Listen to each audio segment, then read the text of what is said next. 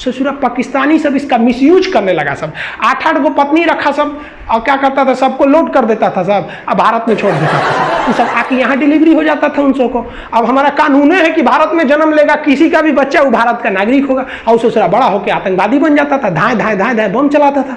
अब कहे से कि रे ससुरा ये तो बड़ी दिक्कत हो गया।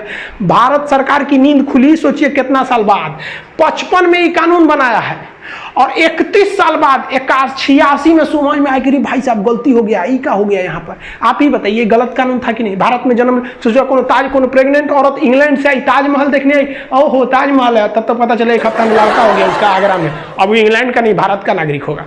तो भाई इसमें पहले था कि किसी को भी दे दिया जाएगा, लेकिन सरकार अपनी गलतियों को समझी और धीरे धीरे ही सुधार आता है। हम लोग एक गुलाम थे, आज़ादी मिला तो क्या चाहते हैं, एक के बार आप आइंस्टीन बन जाइएगा। तो 1986 में हम लोगों ने एक नियम बना दिया। नियम ये बनाया कि जो बचवा जन्म ले रहा है ना भारत में, उसकी माता या पिता में से कोई ना कोई एक कम से कम भारतीय रहना चाहिए, तभी हम उसको देंगे नागरिकता। नहीं तो अच्छा हुआ, मिसयूज थोड़ा कम हुआ इससे। मैच की पाकिस्तान आतंकवादियों को घुसा दिया इस एरिया में, धड़ाधड़ यहाँ आतंकवादियों का पूरा घुस गया सब, इतना एरिया में आतंकवादी पूरा घुस गए थे सब। अब राजा हरि सिंह को लग गया कि अगर हम अपना देश बनाने के लिए चलेंगे ना तो मेरा परिवार भी नहीं बचेगा।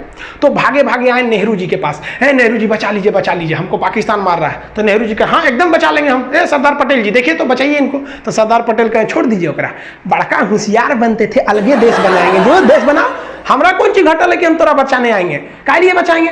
तो हरि सिंह ने कहा कि महाराज पटेल जी बचा लीजिए। तो सरदार पटेल ने कहा कि एक के शर्त पे बचीबो, पहले तुम साइन करो किस पर, एनेक्सेशन पर। तो उसने साइन किया इंस्ट्रूमेंटल ऑफ एक्सेशन, मतलब विलय पत्र पर साइन किया 26 अक्टूबर 1947 को कि हम अब भारत में मिल रहे हैं। तो सरदार पटेल ने कहा इन होशियारी हुआ, अब हम सेना भेजते हैं।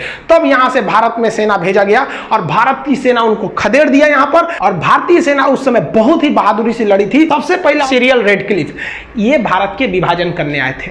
2 दिन में भारत का विभाजन करके रख दिया ये आदमी। सोचिए, ये भारत को कभी जानता नहीं था कि यहाँ कई तरह की भाषाएं बोली जाती हैं, यहाँ कई धर्म रहते हैं, धर्म के नाम पर यहाँ कितनी लड़ाइयाँ लड़ी जाती हैं आज़ादी से पहले से लेकर आज तक में। ये आया टेबल पे भारत का नक्शा रखा और काटना चालू कर दिया। यहाँ से ले लिया, इसने कहा कि भाई साहब ये वाला रहेगा, ये इधर से, ये इधर पाकिस्तान, एगो इधर खींच दिया, ये हो गया बांग्लादेश। इसी का नाम हो गया कि सीरियल रेडक्लिफ, जिसे आप शॉर्टकट में रेडक्लिफ लाइन कहते हैं। इसने कैसे किया, तो नक्शा लिया भारत का, जितने इधर पुलिस स्टेशन थे ना, सारे पुलिस स्टेशन पर ऐसे डॉट डॉट बनाया, सबको खींच दिया, कहा कि लो इधर वाला पाकिस्तान, इधर तुम, इधर भी कहा इसको भी बांटना है, पूर्वी पाकिस्तान को भी, कोई दिक्कत नहीं। सारा पुलिस स्टेशन को मिलाया, घचाक से एक लाइन खींच दिया, हो गया। पता चला किसी का घर इंडिया में रह गया, खेत बांग्लादेश में चल गया, किसी का दुआरा इंडिया में है, आंगना चल गया बांग्लादेश में। अजब अजब कांड करके चल गया। अरे भाई इनका अपना रहता तब ना समझ में आता, यही कांड हो गया।